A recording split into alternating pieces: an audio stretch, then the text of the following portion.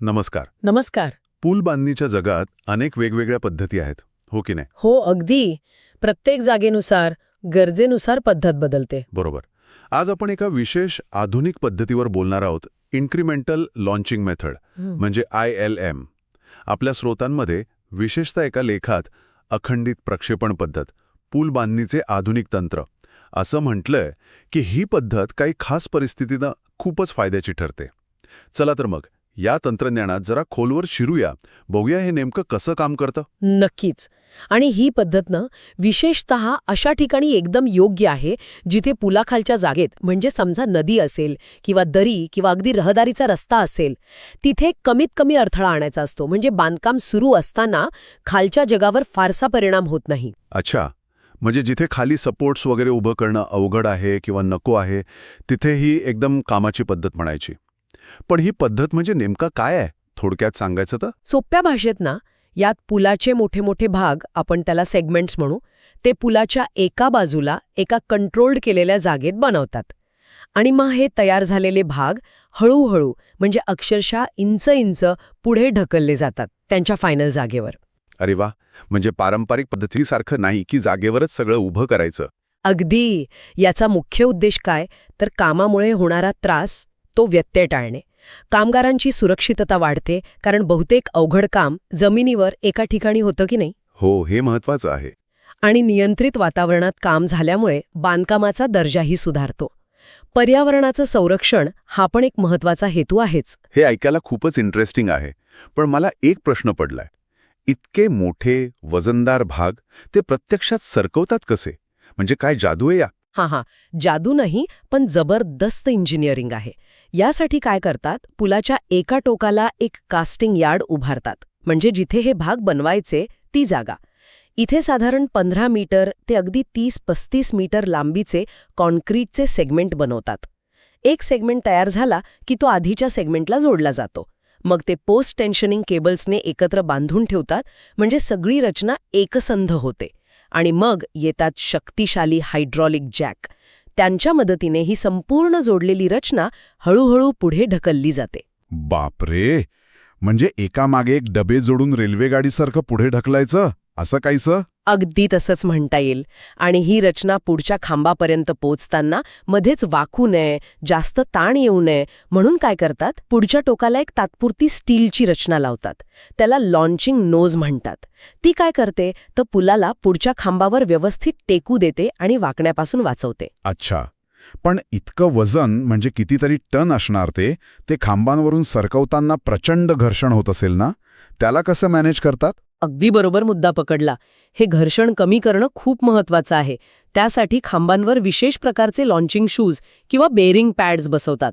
त्यावर टेफ्लॉन, म्हणजे PTFE सारखं एकदम गुळगुळीत मटेरियल वापरलेलं असतं. त्यामुळे हे भले मोठे सेगमेंट कमीत कमी विरोधात पुढे सरकू शकतात. आणि साहित्य काय लागतं यासाठी? म्हणजे नेहमीसारखंच कॉन्क्रीट वगैरे? मुख्यतः उच्च ताकदीचं कॉन्क्रीट लागतं. कारण विचार करा, ढकलण्याच्या प्रक्रियेत पुलावर नेहमीपेक्षा वेगळे आणि जास्त ताण येतात. ते सहन करायला हवं. मग स्टीलच्या सळ्या, म्हणजे रिबार, ताण देण्यासाठी पोस्ट टेन्शनिंग केबल्स, म्हणजे टेंडन्स, ते हायड्रॉलिक जॅक आणि अर्थातच ते लॉन्चिंग बेरिंग पॅड्स. आणि ती लॉन्चिंग नोज सहसा स्टीलची असते. म्हणजे याचे फायदे तसे स्पष्टच आहेत. पर्यावरणावर कमी परिणाम होतो. हो, कामगारांसाठी जास्त सुरक्षितता आहे, कारण जमिनीवर काम जास्त आहे. बरोबर. नियंत्रित वातावरणात बनल्यामुळे दर्जा चांगला राहतो. आणि कदाचित वेगवान बांधकाम पण होत असेल, विशेषतः अवघड जागी. हो, काही वेळा वेगवान बांधकाम होऊ शकतं. आणि लांब पुलांसाठी किंवा अवघड जागी ही पद्धत आर्थिकदृष्ट्या पण फायदेशीर ठरू शकते. पण मग काही तोटे किंवा मर्यादा पण असणारच ना? प्रत्येक गोष्टीला दोन बाजू असतात. अगदी बरोबर. मर्यादा आहेतच. पहिली गोष्ट म्हणजे सुरुवातीचा सेटअपचा खर्च. ते casting yard, jacks, launching nose, हे सगळं उभं करायला खर्च जास्त येतो. दुसरी महत्वाची गोष्ट म्हणजे ही पद्धत शक्यतो सरळ किंवा एकाच स्थिर वळणाच्या, म्हणजे कॉन्स्टंट कर्वेचरच्या पुलांसाठी जास्त सोयीची आहे. म्हणजे जर पुलाला खूप नागमोडी वळणं असतील किंवा त्याची रुंदी उंची बदलत असेल तर मग प्रक्रिया खूपच गुंतागुंतीची होते. शक्य आहे, पण खूप अवघड आणि खर्चिक होतं ते. आणखी एक आव्हान आहे, जसा पूल लांब होत जातो तसं घर्षण वाढत जातं. त्यामुळे त्याला ढकलायला लागणारी शक्ती, म्हणजे जॅकिंग फोर्स, खूप वाढतो. आणि सर्वात महत्त्वाचं, जसं मी म्हणाले, लॉन्चिंग दरम्यान पुलावर येणारे ताण हे नेहमीच्या पुलावर येणाऱ्या ताणांपेक्षा खूप वेगळे असतात. त्यासाठी डिझाईन खूप काळजीपूर्वक करावं लागतं.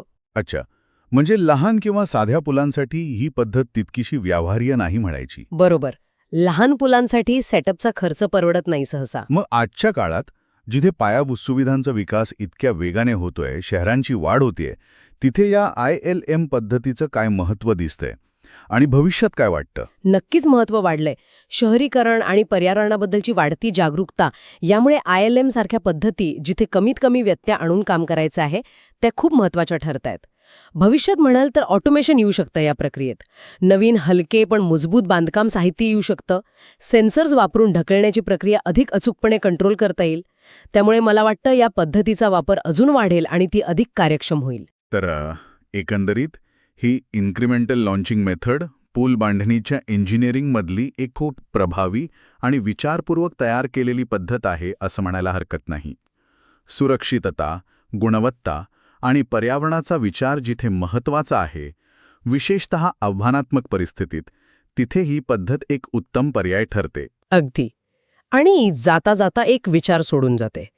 ही जी हळूहळू पुढे ढकलण्याची मूलभूत कल्पना आहे ना, तिचा उपयोग पूल बांधणी सोडून इतर मोठ्या आणि लांबलचक संरचनांसाठी, जसं की बोगद्यांचे मोठे भाग जागेवर बसवण्यासाठी किंवा मोठमोठ्या फॅक्टरीतले पाईप रॅक उभारण्यासाठी अजून कल्पकतेने कसं करता येईल, हा एक विचार करण्यासारखा मुद्दा आहे, नाही का?